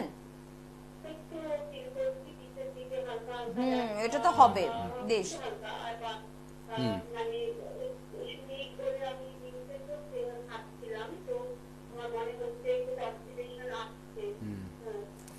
ঠিক আছে, বেশ, আপনি শুনতে থাকুন। দেখুন, প্রথম কথা হচ্ছে আমাদের যে হজম নিয়ে আলোচনা করছি, এখানে কিন্তু গল ব্লাডারের একটা বিশাল মানে ভূমিকা রয়েছে। ঠিক আছে, বহুত ইম্পর্টেন্ট একটা পার্ট প্লে করে, কারণ এখান থেকেই কিন্তু আমাদের যে কি বলবো বাইল জুস, যেটা লিভার থেকে বেরিয়ে কিন্তু গল ব্লাডারে ওটা জমা থাকে থলিতে, ওটা একটা থলির মতো জিনিস। এবার যখন ওটা অপারেশন করে দিয়েছেন, তার মানে ওখানে আর জমতে পারছে না। তাহলে আমার বাইল জুসটা যেটা আমার হজম করাতে সাহায্য করবে আমার খাদ্য খাবার, সেখানে একটা গন্ডগোল হয়ে যাচ্ছে। যেহেতু গন্ডগোল হচ্ছে, তাহলে কিন্তু আমার ওই যে অ্যাসিডের প্রবলেমটা বললেন, এটা কিন্তু বাড়তে পারে। আপনার কিন্তু বলছেন অল্প অল্প করে হচ্ছে, এবং যখনই ইনডাইজেশনের প্রবলেম, হজম ঠিক মতো হবে না, পরিপাক করে হবে না, আমাদের খাদ্য খাবারগুলো ভালো মতো মানে কি বলবো ডাইজেস্ট হবে না, তখনই কিন্তু দুটো প্রবলেমের মধ্যে একটা প্রবলেম আমরা দেখতে পাই। হয় দেখা যাবে যে কনস্টিপেশন হয়ে গেছে, নাহলে লুজ মোশন হয়ে গেছে, ঠিক আছে? তো এখানে আপনার কিন্তু কনস্টিপেশন হচ্ছে। এবার আপনি তাহলে কি করা উচিত, একবার কিন্তু আমাদের আয়ুর্বেদাতে এসে দেখাবেন, কারণ আমাদের এখানে অনেক এরকম ধরনের পেশেন্ট আসছে যারা গল ব্লাডার অপারেশন করে নিয়েছে, তখন বাধ্য হয়েছে ডাক্তারবাবুদের কাছে, যখন গেছে বলেছে অপারেশন ছাড়া উপায় নেই, তার জন্য করতে বাধ্য হয়েছে, এবং করার পরে কিন্তু আরও সাফার করছে। আগে হয়তো গল ব্লাডার থাকাকালীন প্রবলেম হচ্ছিল, ব্যথা হচ্ছিল, কষ্ট হচ্ছিল, এবার দেখানোর পর গল ব্লাডারে স্টোন হয়েছে, সেটা অপারেট করে দিয়েছে, করে দেওয়ার পর কিন্তু সুস্থ হয়নি, সুস্থ হতে পারেনি, ব্যথা কমেছে, কিন্তু অন্য একটা উপসর্গ কিন্তু সৃষ্টি হয়ে গেছে। এরকম অনেক লোক আমাদের কাছে কিন্তু আসছে এবং ওনারা সুস্থ হচ্ছেন। আপনি তার জন্য একবার বলবো যে আপনার যেই প্রবলেমটা শুরু হয়েছে অল্প অল্প করে, সেটা যাতে বেড়ে না যায়, তার জন্য কিন্তু আপনি অবশ্যই খুব তাড়াতাড়ি আমাদের এনবিপি সেন্টারে আসুন, এসে ডাক্তারবাবুদের পরামর্শ নিন, ওনারা যেভাবে আপনাকে সাজেস্ট করছে যে কি করতে হবে সেভাবে করুন। আর খাদ্য খাবারের ব্যাপারটা আমি বলি, আপনি প্রথম কথা হচ্ছে খালি পেটে একবারেই থাকবেন না, ঠিক আছে? খালি পেটে থাকবেন না, আপনি অল্প অল্প করে খাদ্য খাবার খাবেন। আপনার যদি টুগারের কোনো প্রবলেম না থাকে, তাহলে আপনি মুড়ি ইনটেক করতে পারেন। ব্রেকফাস্টেও আপনি শুধু মুড়িটা এর জন্য, কারণ মুড়ি হচ্ছে অ্যাবজর্পশন করে, শুষে নেয়। দেখবেন একটা বাটির মধ্যে যদি আপনি জলের মধ্যে মুড়ি দিয়ে দেন, দেখবেন জলটা খুঁজে পাবেন না, ওটা মুড়ি অ্যাবজর্ব করে নেয়, ঠিক আছে? তেমনি পেটের মধ্যে যদি অ্যাসিডিটি মাত্রা বাড়ে, তাহলে কিন্তু মুড়ি খেলে ওটা কিন্তু অ্যাবজর্পশন হয়ে যায়, অ্যাবজর্ব করে নেয়, শুষে নিতে পারে। তাহলে অ্যাসিডটা আপনাকে কষ্ট কম দেবে, কিন্তু এটা কিন্তু সলিউশন না। এটা হচ্ছে কি করলে আপনি টেম্পোরারিলি ম্যানেজ করতে পারবেন। একটা হচ্ছে ম্যানেজ করা, আরেকটা হচ্ছে আপনি কিওর হওয়া, দুটোর মধ্যে কিন্তু তফাৎ আছে, ঠিক আছে? এবার এটা গেল প্রথম কথা, আপনি বারে বারে অল্প অল্প করে খাদ্য খাবার খাবেন। বিশেষ করে খাদ্য খাবার অ্যাসিডিক নেচারের খাদ্য খাবার কম খাবেন। কেন? কারণ অ্যাসিডিক নেচারের খাদ্য খাবার কোনগুলো? High protein diet. যেগুলো হাই প্রোটিন ডায়েট, সেগুলো বেশি খেলে ওটা শরীরের মধ্যে অ্যাসিড সৃষ্টি করে বেশি মাত্রায়, ঠিক আছে? তো সেটাকে কমিয়ে দেবেন। চেষ্টা করবেন যে মানে কি বলবো, শাকাহারী আহার, যেটা ভেজিটেরিয়ান ফুড সেগুলো সেগুলো খাবেন, দেখবেন যে কষ্টটা কম হবে। যেগুলোতে গ্যাস অতিরিক্ত সৃষ্টি হয়, যে খাবারগুলোতে, সেগুলো আপনি অ্যাভয়েড করবেন। আপনি বুঝতে পারবেন, একদিন খেলেই বুঝতে পারবেন যে কোনটা আপনাকে স্যুট। কারণ আমি আবার বলছি যে প্রকৃতি অনুযায়ী লোকের সবার কিন্তু খাওয়ার আইটেমগুলো সিলেক্ট করতে হয়। তো আপনার প্রকৃতিটা যতক্ষণ আপনি না আসছেন, ততক্ষণ বোঝা যাবে না। তার জন্য বলছি, যেটা আপনার স্যুট করছে না, খেতে গিয়ে গ্যাস হয়ে যাচ্ছে, সেগুলো আপনি অ্যাভয়েড করবেন পুরোপুরি। আরেকটা কথা, যে আপনার কনস্টিপেশন হচ্ছে, তার জন্য বেশি পরিমাণে জল তো খেতেই হবে, এবং তার সাথে সাথে আপনি শাকসবজি খাবেন, যেটার মধ্যে আমাদের রাফেজ বলি আমরা, রাফেজ যেই কথাটা বলি। ভাত খেলে চাল খুব ফাইন, খুব পলিশ চাল কিন্তু খাবেন না। পলিশ চাল মানে দেখতে দেখবেন খুব ধপধপে, হাতে দিলে স্লিপ কেটে যায়, এই ধরনের চাল কিন্তু খাওয়াটা খুব ক্ষতিকারক, এগুলো খাবেন না। কিন্তু যে চালের মধ্যে মানে আজকাল তো আর চালের মধ্যে ওই সেই যেটা চালের তুষ বলে, সেটা পাওয়া যায় না, কিন্তু তবু আজকাল দেখা যায় কিছু কিছু কোয়ালিটি রাইস আছে যেগুলোর মধ্যে সেই পালিশ করাটা হয় না চালটাকে, ঠিক আছে, দেখতে সুন্দর লাগার জন্য, কিন্তু সেটা কোয়ালিটি ভালো চাল, সেটাই খাবেন, পরিমাণ মতো খাবেন, একবারে অতিরিক্ত না খেয়ে বারে বারে খাবেন খাবারটা। আর প্রোটিন জাতীয় খাবার, তার সাথে কিন্তু আপনি চেষ্টা করবেন যে যেখানে আপনার ভাত রুটি টাটি সেগুলো একসাথে না খাওয়া, হাই প্রোটিন ডায়েটটাকে যতটা পারবেন অ্যাভয়েড করুন। আর অবশ্যই একবার এসে আমাদের সেন্টারে দেখিয়ে নিন, কারণ হচ্ছে আপনার আমি যা বললাম সেটা হচ্ছে মেনটেনেন্স, এটা কিওর করে নিন যে প্রবলেমটা হচ্ছে, না হলে কিন্তু সারা জীবন এটাকে বয়ে বেড়াতে হবে, সারা জীবন ওষুধ খেতে হবে, আবার ওষুধ খেতে হবে, অ্যাসিডের ওষুধ, এবং সেই ওষুধ খেয়ে কিন্তু নতুন নতুন রোগকে আপনি ডেকে আনবেন। সময় থাকতে আয়ুর্বেদাতে দেখান, আমাদের এনবিপি আয়ুর্বেদাতে দেখিয়ে নিজেকে সুস্থ করে নিন। একদম। তবে অনেক ক্ষেত্রে অভিভাবকরা বলে থাকেন যে ডাক্তারবাবুরা এত ভালো ভালো কথা বলেন যে যেগুলো শুনতে ইচ্ছে করে, কিন্তু আপনি তো শুনছেন, কিন্তু আপনার সন্তান কি শুনছে? এটা আপনারাও নিজেরাই বলছেন যে বাচ্চাদের, অল্প বয়সী বাচ্চা ছেলে মেয়েদের মধ্যে এখন টেন্ডেন্সি একটা থাকে যে পিৎজা খাবো, বার্গার খাবো, চাউমিন খাবো, রাত জেগে একটু মোবাইল দেখবো, যেগুলো কোনোটাই আমাদের পেটের জন্য হয়তো ভালো না। তো মা বাবার কথা হয়তো শুনছে না, কিন্তু অনেক ক্ষেত্রে একজন অভিজ্ঞ মানুষের পরামর্শ হয়তো তারা শুনে নিতে পারে। তাই একটু আপনার থেকে আমাদের সাজেশন একটু নেব যে ঠিক ফাস্ট ফুড কি একদম খাওয়া উচিত না, নাকি মাঝে মাঝে খাবো কিন্তু বেশিটাই বাড়ির খাবার খাওয়াটাই ভালো? দেখুন, কোনো জিনিসই একেবারে খাবো না, খেলেই আমার কিছু হয়ে যাবে ওরকমটা হয় না, কিন্তু শরীরের একটা ব্যালেন্স থাকে, ঠিক আছে? আমাদের শরীরের একটা ব্যালেন্স থাকে, সেই ব্যালেন্সটা যখন হারিয়ে যায়, দেখুন আমাদের শরীর কিন্তু প্রচন্ড ক্ষমতাশীল, মানে নিজেই নিজেকে কিন্তু সুস্থ করতে পারে, ঠিক আছে? তার মধ্যে এতটা ক্ষমতা থাকে, কিন্তু আমরা এত টর্চার করি নিজেদের শরীরকে বিভিন্নভাবে, তবু কিন্তু শরীর নিজেকে ব্যালেন্স করে রাখে। কিন্তু দীর্ঘদিন এটা হতে, তার জন্য আমাদের যে আয়ুর্বেদার ট্রিটমেন্টগুলো, আমরা কিন্তু ক্রনিক ডিজিজের কথা সবসময় বলি। ক্রনিক মানে পুরনো রোগ, অনেক দিন ধরে রোগে সে ভুগছে, কোনো কিছু করে উঠতে পারছে না, অনেক চিকিৎসা করেছে, কোনো সমাধান নেই, কোনো সুরাহা পাচ্ছে না, সেখানে বলবো অবশ্যই আমাদের এনবিপিতে আসুন। সেই ক্রনিক রোগগুলো কিন্তু আমাদের এখানে সুস্থ হয়ে যাচ্ছে। এই যে আপনি যেটা বলছিলেন ফাস্ট ফুডের কথা, হ্যাঁ হঠাৎ একদিন খেয়ে নিল কোনো অসুবিধা নেই, কিন্তু রেগুলার খেতে খেতে খেতে কি হয়, শরীর সহ্য করতে পারে না, ঠিক আছে? আর যে আজকে ধরুন ওই যে আমরা শুনি ফ্যাটি লিভার হয়ে গেছে, কেন এতটা টর্চার হয়? আমাদের কিন্তু লিভারও একটা ফিল্টারের কাজ করে, যে কোনো মানে বিষাক্ত জিনিসকে সে ব্লাডে যেতে দেয় না, এটা হচ্ছে ফিল্টারিং এর কাজ তার।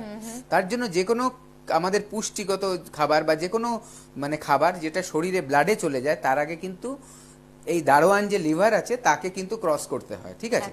এবার তারও তো একটা ক্ষমতা আছে। ধরুন একজন এলো, একটা দারোয়ান দাঁড়িয়েছে, তাকে সে দারোয়ান তাকে ম্যানেজ করে নিল, কিন্তু একসাথে যদি 10টা ডাকাতে সে সেই দারোয়ানকে ঘেরাও করে, তখন সে তো হাত তুলেই দেবে, এটা তো স্বাভাবিক। এই আমার একদম সেই রোগের ক্ষেত্রেও কিন্তু আমাদের তাই হচ্ছে। যখন দেখা যাচ্ছে শরীরের ওপরে এত টর্চার হচ্ছে, হতে হতে হতে আর যখন নিতে পারছে না, তখন লিভার বিভিন্ন ধরনের উপসর্গ কিন্তু লিভারের মধ্যে দেখা যায়, এবং লিভার আস্তে আস্তে কিন্তু ক্ষতিগ্রস্ত হতে থাকে, তখনও কিন্তু আমাদের এই হজমের সমস্যাটা হয়।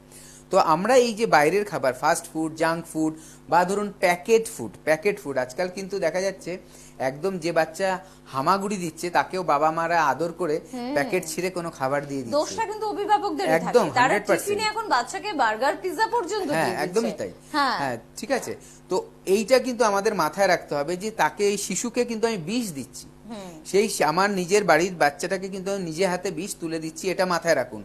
সেটাকে যতদিন অ্যাভয়েড করতে পারবেন, দেখবেন বাচ্চা তত সুস্থ থাকছে। দেখবেন আজকাল বাচ্চারা অনেক সময় এত মোটা হয়ে যাচ্ছে, নিঃশ্বাস নিতে কষ্ট হয়, তারপরে ধরুন যা পাচ্ছে তাই খাচ্ছে, কিন্তু দেখছে মানে যখন তখন পেটে ব্যথা বলছে, ডাক্তারের কাছে নিয়ে ছুটতে হচ্ছে, রাত্রেবেলা বমি করে দিচ্ছে, এগুলো তো হয়। এগুলো হচ্ছে শরীর যখন আর পারে না নিতে, ক্যাপাসিটি থাকে না, তখন সে নিজেকে বাঁচানোর জন্য এই উপসর্গগুলো কিন্তু সৃষ্টি করে। তো এগুলো মাথায় রেখে চলতে হবে যে আমার বাচ্চাকে, এবং শুধু বাচ্চা নয়, যে কোনো বয়সের পুরুষ বা মহিলা তাদের জন্য, যে আমি খাবারটা যদি মেনটেন করতে পারি, তাহলে আমি রোগকে প্রতিরোধ করতে পারবো। আমার যদি ঘুমানোর টাইমটা ঠিক মেনটেন করতে পারি, তাহলে আমি রোগকে প্রতিরোধ করতে পারবো। আমি যদি ফিজিক্যাল অ্যাক্টিভিটিস, আমি যোগ, ব্যায়াম, আসন, তারপরে প্রাণায়াম, ধ্যান, এই ধরনের যদি অ্যাক্টিভিটিস করতে পারি, তাহলে কিন্তু আমি সুস্থ থাকবো, রোগ আমার কাছ থেকে চট করে আমার কাছে আসতে পারবে না। কিন্তু যারা অলরেডি এখন একটা বয়সে অবধি নিজেকে অনেকটা মাত্রায় ধ্বংস করে দিয়েছেন, তারা কিন্তু ফেলে রাখবেন না, নিয়ম অবশ্যই করবেন, তার সাথে সাথে কিন্তু যে সমস্যাটা হয়েছে এটাকে যদি সারিয়ে না নেন, তাহলে কিন্তু আরও যতদিন আপনি বেঁচে থাকবেন, ওষুধের ওপর ভরসা করে বেঁচে থাকতে হবে, আর একটা রোগ থেকে 10টা রোগের সৃষ্টি হবে। খুব একটা আপনি ভেবে দেখুন, যারা ওষুধ অলরেডি খাচ্ছেন, আজ থেকে হয়তো 5 বছর আগে যদি আপনার একটা কোনো কারণের জন্য ওষুধ নিতে হয়েছে, এখন হয়তো তাদের মধ্যে অনেকেরই 2-3টে কারণের কিন্তু সৃষ্টি হয়ে গেছে, যার জন্য আবার ওষুধের দেখবেন অনেকেই বলে যে আগে আমার 2000 টাকার ওষুধ লাগতো, কিন্তু এখন আমার 5000 টাকার ওষুধ লাগছে। শুধু যে ওষুধের দাম বেড়ে গেছে তাই নয়, আগে হয়তো আপনি অ্যান্টাসিড খেতেন, ঠিক আছে, বা এনজাইম খেতেন বাইরে থেকে, এখন দেখা যাচ্ছে আপনি সুগারের ওষুধ খেতে হচ্ছে, তার সাথে সাথে দেখা যাচ্ছে হার্টের ওষুধ খেতে হচ্ছে, আরও কিছুদিন পর দেখা যাবে যে কিডনির ওষুধ খেতে হচ্ছে। এগুলোকে নিজেরাই কিন্তু সৃষ্টি করছেন আপনারা। তার জন্যই বলবো ফেলে রাখবেন না, রোগকে প্রশ্রয় দেবেন না। এখনই হেল্পলাইন নাম্বারে করুন। কেন? এখন আপনারা প্রোগ্রামটা শুনছেন, বুঝতে পারছেন, মনের মধ্যে এখন একটা ইচ্ছে জাগছে, হ্যাঁ আমি দেখাবো। এখনই হেল্পলাইন নাম্বারে ফোন করে একটা অ্যাপয়েন্টমেন্ট নিন এবং আমাদের এই এনবিপিতে এসে আপনারা ডক্টর বাবুদের সাথে কনসাল্ট করুন এবং নিজেকে সারিয়ে তুলুন। একদম। আর হেল্পলাইন নাম্বারগুলো কিন্তু আপনাকে আপনার স্বার্থে কিন্তু সুন্দরভাবে নোট করে রাখতে হবে, কারণ যে কোনো সময় হয়তো প্রয়োজন হতেই পারে এনবিপি কে ফোন করার, বা যে কোনো সময় এই অনুষ্ঠান দেখে আপনি কিন্তু অনুভব করতে পারেন এই রোগটা তো আমারই রোগ, এটা যেটা আলোচনা করছেন ডাক্তারবাবু, যে কথাগুলো বলছেন এটা তো আমারই কথা বলছেন, তাহলে তো আমাকে এক্ষুনি যোগাযোগ করতে হবে। অবশ্যই আপনার জন্য সর্বদা কিন্তু খোলা রয়েছে এনবিপি ইউনানি আয়ুর্বেদ রিসার্চ সেন্টারের দরজা, তাই চট করে ফোন আপনাকে করতেই হবে। আর কে আছেন আমাদের সাথে একটু দেখবো। নমস্কার। নমস্কার, আমি দুর্গাপুর থেকে বলছি। দুর্গাপুর থেকে বলছেন, বলুন কি প্রবলেম হচ্ছে? পেটে একটু সমস্যা হচ্ছে। পেটের সমস্যা, বয়স কত? বয়স 22। 22 তে পেটের সমস্যা। কি সমস্যা হচ্ছে পেটের? পেটে যন্ত্রণা হয় মাঝে মাঝে।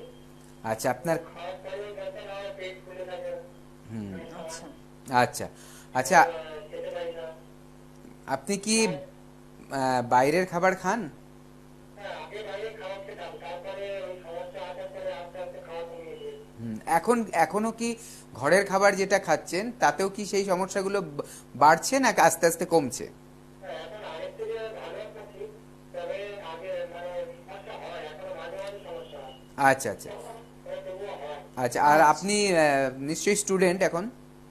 হ্যাঁ, আমি স্টুডেন্ট। আচ্ছা, রাত জেগে পড়াশোনা করেন কি? হ্যাঁ। আচ্ছা ঠিক আছে, আপনি শুনতে থাকুন, আমি বলছি। দেখুন, প্রথম কথা হচ্ছে উনি একটা কথা বললে, আমি প্রশ্নগুলো করলাম এই জন্য কিছু কথা বের করার জন্য ওনার মুখ দিয়ে, যে আগে খেতেন, সমস্যা হবার পর থেকে বন্ধ হয়েছে। যখন উনি ফার্স্ট যেদিন উনি ফিল করেছেন যে ওনার এই পেটের ব্যথা বা গ্যাস বা এই হজমের সমস্যাটা, সেদিন কিন্তু ওনার রোগটা হয়নি, এই প্রবলেমটা হয়নি।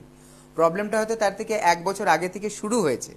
যেটা আমি বললাম, শরীর প্রথম চেষ্টা করে এটাকে কন্ট্রোল করার, নিজেকে সুস্থ রাখার, কিন্তু একটা টাইমের পর হতে হতে উনি বাইরের খাবার খেতেন আগে বলেছে, হতে যেতে একটা ইয়াং ছেলে যেটা স্বাভাবিকভাবে আমরা চোখে দেখতে পাই সেরকমও ওনারও তাই ছিলেন। ঠিক আছে, বাইরে গেলেন, বন্ধুদের সাথে একটু চা খেয়ে নিলেন, হয়তো সেখানে 2টো সিঙ্গারা বা তেলে ভাজা খেয়ে নিলেন, যেটাগুলো হয় আর কি। এগুলো দিনের পর দিন হতে হতে একটা টাইম পর্যন্ত কিন্তু শরীর নিজেকে বাঁচিয়ে চলেছে না, তার যত ক্ষমতা ছিল সেটা দিয়ে প্রতিরোধ করেছে যাতে কোনো রকম সমস্যা না দেখা দেয়। আবার বয়সটা একটু অল্প, ফলে একটু লিভারের একদম অবস্থা ভালো। হ্যাঁ। এইবার যখন আর শরীর পাচ্ছে না, তখন কিন্তু উনি এই সিমটম গুলো দেখা শুরু হয়ে গেছে। ঠিক আছে, এই সিমটম গুলো ওনার মধ্যে চলে এসছে যে হজম হচ্ছে না, কিছু খেতে ইচ্ছা করছে না। খেতে কেন ইচ্ছা করছে না? পেট খালি থাকলে তো পেটটা খিদে পাবে, পেটের মধ্যে তো গ্যাস ভরে রয়েছে। এবার গ্যাসটা কেন ভরে রয়েছে? কারণ ওনার নিশ্চয়ই কনস্টিপেশন হচ্ছে, অথবা যে খাবারগুলো খাচ্ছে সেগুলো হজম হচ্ছে না, সেখানে লুজ মোশন হয়ে যেতে পারে। ওনার থেকে এটা শোনা হয়নি যে ওনার কনস্টিপেশন আছে কিনা, তার জন্য আমি দুটো ব্যাপারই বললাম। ঠিক আছে, তার জন্য কি পেটে গ্যাস ফুলে থাকলে কি মানুষের একটা মানে কি বলবো, গ্যাস যখন একটা পেটের মধ্যে ফুলে থাকবে, মানে পুরো স্টমাকটা জুড়ে গ্যাস থাকছে, তখন তার খিদেটা পাবে কোত্থেকে? হয় খাদ্য খাবার দিয়ে পেট ভরাতে হবে, নাহলে গ্যাস দিয়ে। তাহলে ওনার পেট ভরে থাকছে গ্যাসে, তাহলে আর খাদ্য খাবারের জায়গা নেই, তাই জন্য ওনার ইচ্ছে করছে না, শরীর খারাপ লাগছে, অসুস্থ নিজে ফিল করছে। এটা হয়, এইগুলো হলেও হয়। এমনকি দেখা যায় অনেক সময় যে পেটের গন্ডগোল থেকে আমরা বলি না যে গায়ের টেম্পারেচার বেড়ে গেছে, এগুলো কিন্তু শরীরের মানে প্রতিরোধ মানে মানে কি বলবো ওয়ে, মানে নিজেকে মানে প্রোটেক্ট করার বিভিন্ন টেকনিক। ঠিক আছে, তার মানে জ্বরটাও কিন্তু কোনো রোগ না, এটা হচ্ছে সিমটম, তার পেছনে কোনো কারণ থাকে, তাই জন্যই বলছি আর কি। তো এখন আপনি যেটা করবেন, ফেলে রাখবেন না। বয়স অল্প, সামনে অনেক বড় জীবন পড়ে আছে, নিজের ক্যারিয়ার রয়েছে। মানুষ যদি অসুস্থ হয়ে থাকে তাহলে তার অন্য কোনো দিকটা ভালো মতো কাজ করে না, তার মাইন্ড ঠিক মতো কাজ করবে না, সে কোনো কাজে গেলে মন বসাতে পারবে না, কাজে কনসেন্ট্রেট করতে পারবে না, কাজের কোয়ালিটি খারাপ হবে, সবই খারাপ হয়। তার জন্য বয়স অল্প, এখনই গার্জিয়ানের সাথে কথা বলুন। দুর্গাপুরে আমাদের সেন্টার আছে, তো আপনি একটা কাজ করুন, কবে দুর্গাপুর যাচ্ছে আপনি হেল্পলাইন নাম্বারে কল করুন, একবার এসে দেখান, ওখানের সাজেশনটা নিলে, ওখানের থেকে চিকিৎসাটা করলে দেখবেন আপনার এটা অল্পতেই সেরে যাবে। এখন জাস্ট শুরু হয়েছে, আপনি যেটা বললেন এটাকে ফেলে রাখবেন না, আপনাকে এটা জানিয়ে দিলাম। একদম, অবশ্যই আমরা আলোচনায় আবারও ফিরবো, তবে কে আছেন একটু দেখে নেবো। নমস্কার। হ্যাঁ, হ্যালো, কে বলছেন? আমি আসানসোল থেকে বলছি। আসানসোল থেকে, বলুন কি প্রবলেম হচ্ছে? আমার আসলে প্রবলেম হচ্ছে, আমার প্রথমত আমার পেটে খুব ব্যথা, গ্যাস অম্বল হয়, কোলাইটিস আছে, তারপরে আমার থাইরয়েড আছে, থাইরয়েড এখন চেক করিনি, কোলাইটিস আছে, হাত পাও ভেঙেছিল, হসপিটালে ভর্তি ছিলাম দুবার। আচ্ছা নানা রকম মানে কষ্ট হচ্ছে, আমার পেটে প্রচন্ড গ্যাস হয়। আচ্ছা, আপনি সবকটা রোগের জন্যই এনবিপি তে ট্রিটমেন্ট করতে চান তো, বা সাজেশন নিতে চান তো? হ্যাঁ, আমার না স্কিনটা পুরো ড্রাই হয়ে গেছে, শুকনো, আবার বহু সমস্যা।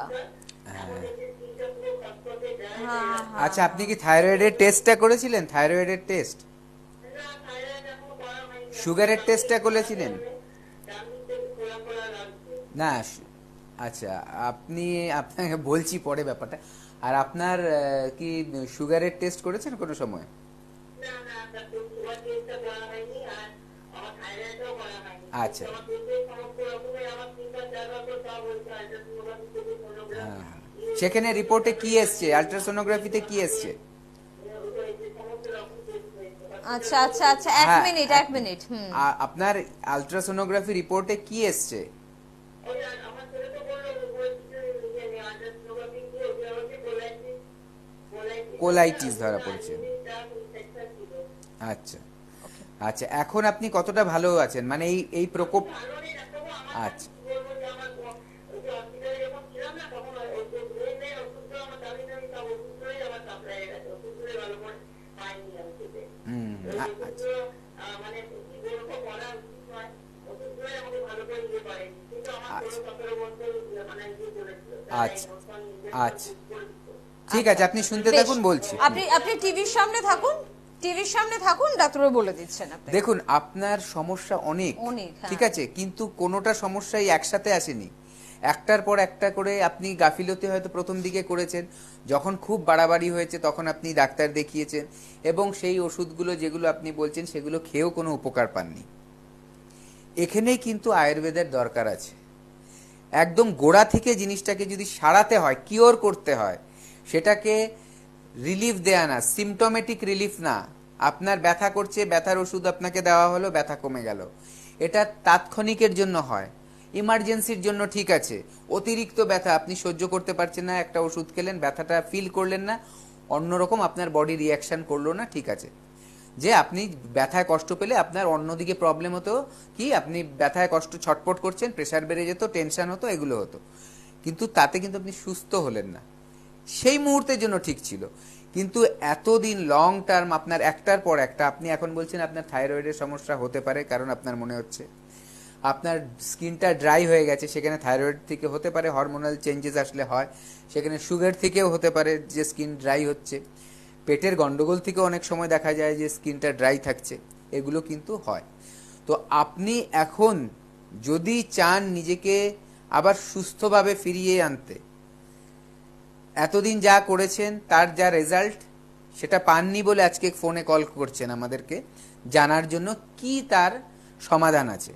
আপনাকে একটাই রিকোয়েস্ট করব, আপনি আর দেরি করবেন না, আপনি যত তাড়াতাড়ি সম্ভব আমাদের এখানে এনবিপি সেন্টারে এসে আপনি ডাক্তারবাবুদের সাথে পরামর্শ করুন।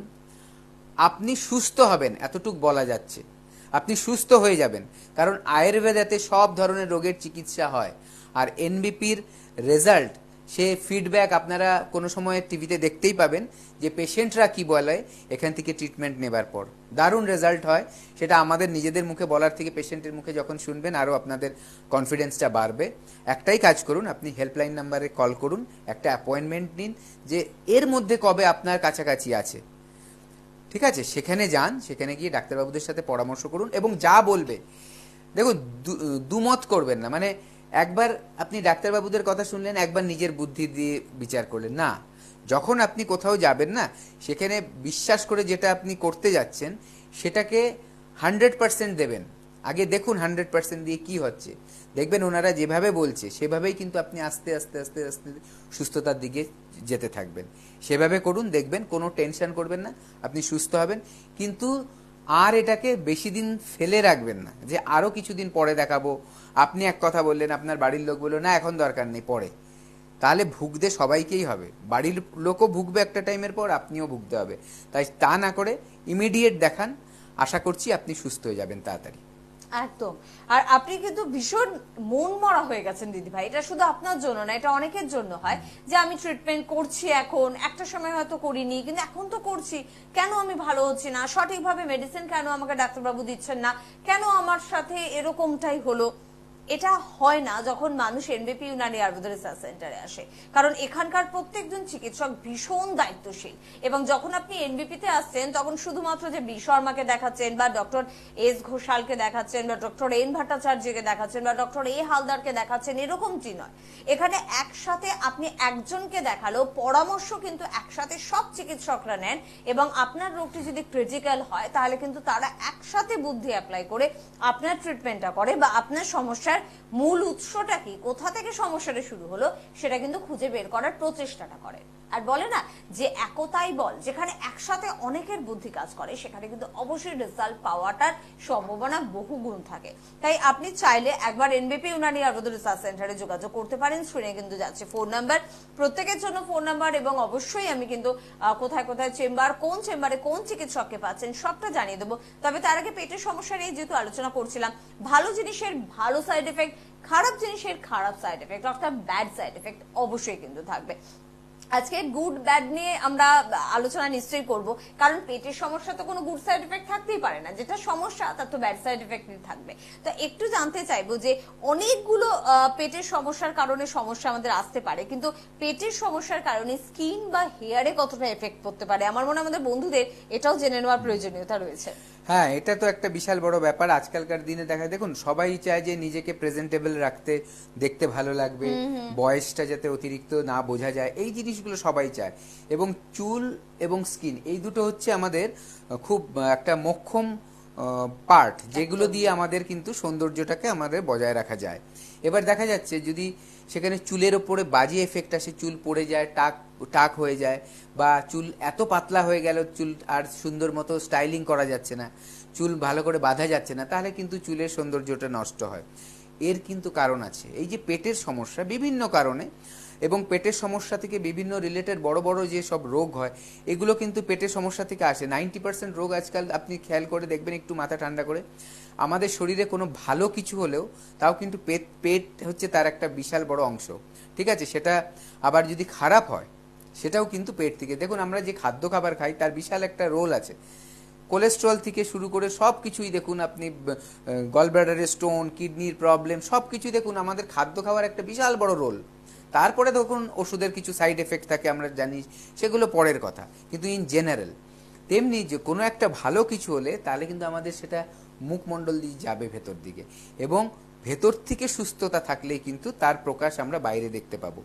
এই চুলের ক্ষেত্রেও তাই দেখা যাচ্ছে, আমরা যে খাদ্য খাবারগুলো খাচ্ছি তার মধ্যে পুষ্টিগত মান এতই কম রয়েছে, হয়তো দামি খাবার কিন্তু পুষ্টিগত মান এতই কম, তার জন্য আমার চুলের যে পুষ্টির দরকার সেটা পাচ্ছে না, এবং চুল আস্তে আস্তে নষ্ট হয়ে যাচ্ছে, চুলের গোড়া থেকে চুল উঠে আসছে, চুল ফেটে মানে ভেঙে যাচ্ছে।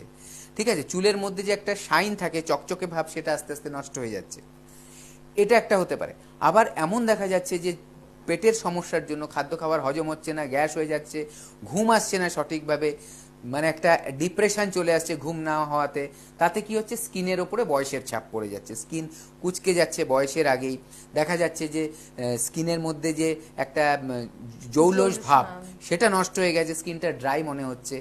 এগুলো সবই কিন্তু রিলেটেড টু আমাদের পেট।